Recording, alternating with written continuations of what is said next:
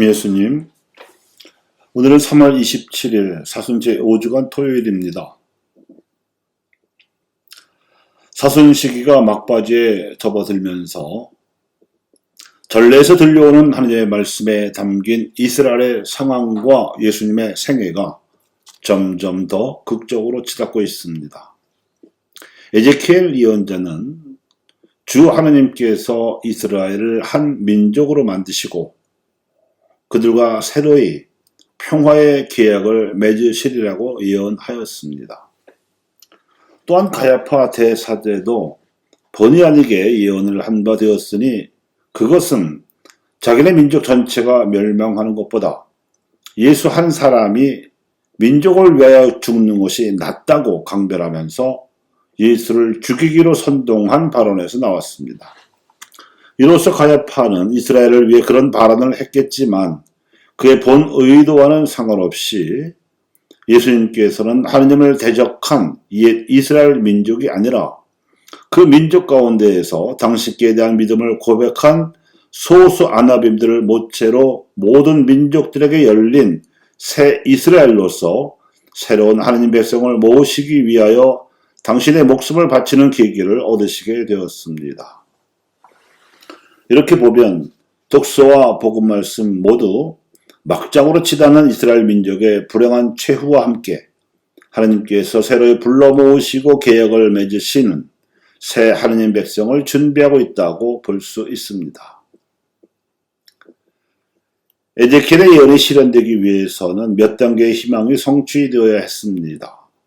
우선 바빌론 유배에서 풀려나서 조국으로 귀환하는 일입니다. 나 이제 이스라엘 자손들이 떠나가 사는 민족들 사이에서 그들을 데려오고 그들을 사방에서 모아다가 그들의 땅으로 데려가겠다는 말씀이 그것입니다. 두 번째는 분열됐던 민족을 다시 하나로 통합하는 일입니다. 그들을 그 땅에서 이스라엘의 산악지방에서 한 민족으로 만들고 한 민족이 그들 모두의 임금이 되게 하겠다는 말씀이 그것입니다. 세 번째는 우상을 숭배하던 풍속으로부터 정화시키는 일입니다. 그들이 다시는 자기들의 우상들과 혐오스러운 것들과 온갖 죄악으로 자신을 부정하게 만들지도 않을 것이다. 그들이 저지른 모든 배신에서 내가 그들을 구원하여 정결하게 해주리라 하는 말씀이 그것입니다.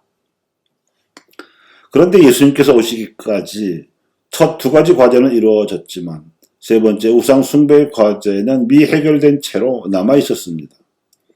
그래서 예수님께서 예루살렘 성전을 정화하셔야 했던 것이고 그 자리에서 그분은 사흘 만에 부활하신 당신의 몸이야말로 새로운 성전임을 선언하셨습니다.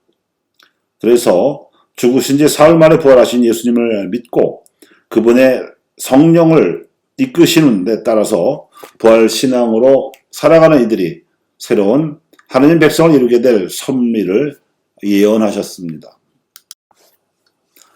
사실은 가야파만이 아니라 예수 죽음에 가담한 이들 가운데 밀고한 제자 이스카리옷 유다, 직무를 저버린 빌라도 모두 예수님께서 구세주로서 하느님의 섭리에 순명하도록 하는 운명의 악역으로 하느님께서 쓰셨습니다.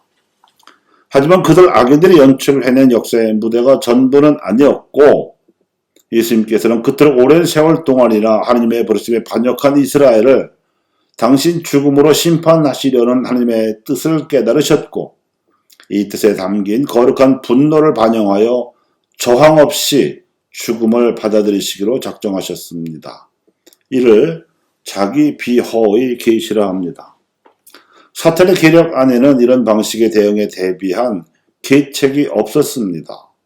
사탄의 꼬임에 빠져서 죄악을 저지른 자들은 이런 방식의 가치는 물론 그 영적인 효용도 알지 못합니다. 제3자가 보기에는 무기력하기 짝이 없는 대응 방식이었겠으나 예수님으로서는 최선의 방책이었습니다.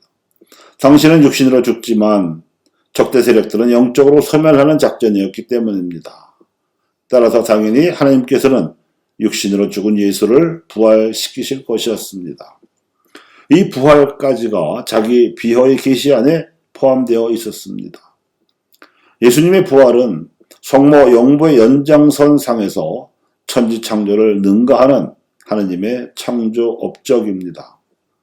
죽은 자들 가운데에서 홀로 부활하신 그분은 아예 죄악으로 가득 차버린 이 세상을 영적으로 심판하실 작정을 하시고 당신을 믿는 이들을 새로운 당신 백성으로 삼아서 새하늘과 새 땅을 창조하시려는 작전을 세우셨습니다. 그리고 이 구원 작전은 현재 진행 중입니다. 그래서 예수 부활을 믿고 살아가는 믿는 이들이 부활한 삶을 예수님의 성전으로 삼아서 새로운 창조가 이룩되고 있는 중입니다. 이 창조 과업에 있어서도 에제키엘이 내다본 세 가지 선결 과제가 아직 유효할 것입니다. 그렇다면 이 땅에서 부활신앙을 중심으로 모인 새 하느님 백성의 향후 사회적 실체와 전망이 나타나야 할 것인데 이 꿈은 121년 전 어제 순국하신 안중근 토마스가 이미 밑자락을 깔아놓은 바 있습니다. 그는 이토 히로부미의 위선적인 극동 평화론이 한국과 청나라는 물론 일본의 장래까지도 망쳐놓으리라고 내다보고서 자신만의 동양 평화론을 가톨릭 신앙에 입각하여 전개한 바 있습니다. 안중근 토마스가 자신의 목숨과 맞박은 동북아시아의 평화가 우리 앞에 펼쳐져야 할 시점입니다. 그간의 정세 변화를 감안한 신동아 평화론 내지 동북아시아 평화의 꿈이 나와야 하겠으나 일단 지금 시점에서 바라보건대 부활신앙에 투철한 그리스도인들이 자신의 부활신앙을 사회적으로 증거하는 일이 먼저일 것이고 그렇게 해서 최고선과 공동선이 구현된 민주 대한민국이 발산하는 매력으로 북한도 중국도 일본도 마침내 미국까지도 변화시키는 하느님의 작전이 나올 것입니다. 하느님께서도 당신의 평화를 실현하는 당신의 백성이 반드시 필요하시기 때문에 그 옛날 이집트나 바빌론에서처럼 당신의 경륜을 드러내실 것을 믿습니다. 감사합니다.